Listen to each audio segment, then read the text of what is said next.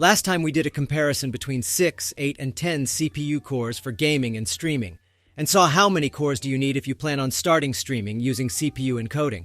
Today we will see the difference between CPU and GPU streaming, and also when and which you should use in order to get better results. As a rule of thumb, users with a high-end GPU should definitely use GPU encoding for streaming. In most cases, it is the better option, but it has also some exceptions to it, which apply even more to mid-range GPUs. In our case, we use a 10900K and an RTX 3070. So for example, we see here in this graph, the 1080p performance compared to streaming using the CPU has almost no performance loss in the GPU-intensive part of the benchmark, but gets a hit in the CPU part. This is the worst-case scenario because this benchmark utilizes almost all CPU resources. If we change to 1080p GPU encoding for streaming, we do get also a small performance hit, but this time in the GPU-intensive part of the benchmark. Things look very different if we go with 2160p gaming. CPU encoding gets a smaller hit now compared to 1080p gaming because, as you may already know, higher resolution doesn't stress the CPU as lower resolution does.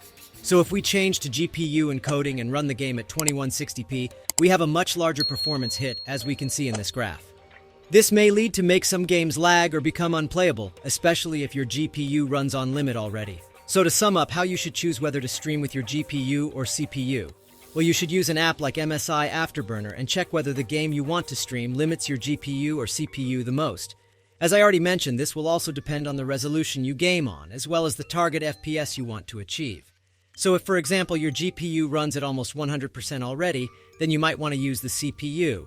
But if the GPU runs at, let's say, 70%, then you'd probably be better using GPU encoding. One thing I should mention here is that CPU encoding may sometimes offer better streaming quality. That's why many prefer CPU encoding.